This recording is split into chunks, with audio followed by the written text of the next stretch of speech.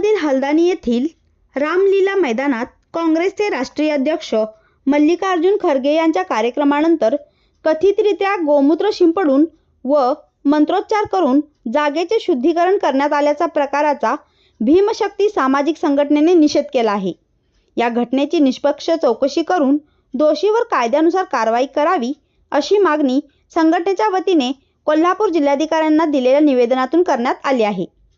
भीमशक्ती सामाजिक संघटनेचे संस्थापक अध्यक्ष तथा राज्यसभा खासदार आणि माजी सामाजिक न्याय मंत्री चंद्रकांत हंडोरे यांच्या आदेशाने तसेच जिल्हाध्यक्ष सुनील प्रकाश जावळे यांच्या नेतृत्वाखाली हे निवेदन देण्यात आले।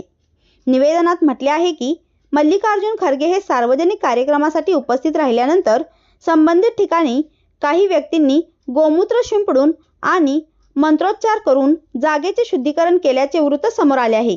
हा प्रकार केवळ राजकीय वादाचा विषय न मानता सामाजिक न्याय आणि संविधानिक मूल्यांच्या दृष्टीने गांभीर्याने तपासण्याची गरज असल्याचे संघटनेने म्हटले आहे।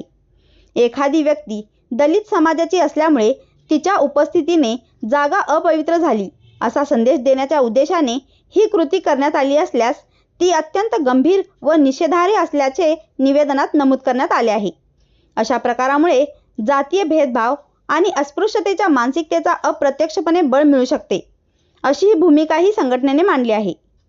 घटनेची तातडीने व सखोल चौकशी करावी, दोष आढळल्यास संबंधितांवर लागू कायद्यानुसार कठोर कारवाई करावी आणि या प्रकरणामागे कोणत्याही व्यक्ती, संस्था किंवा राजकीय घटकाचा सहभाग असल्यास त्याचीही चौकशी करावी अशा प्रमुख मागण्या करण्यात आल्या आहेत। दरम्यान प्रशासनाने तातडीने कारवाई न केल्यास भीमशक्ती सामाजिक संघटनेच्या वतीने लोकशाही व संविधानिक मार्गाने आंदोलन करण्याचा इशारा जिल्हाध्यक्ष सुनील प्रकाश जावळे यांनी दिला आहे।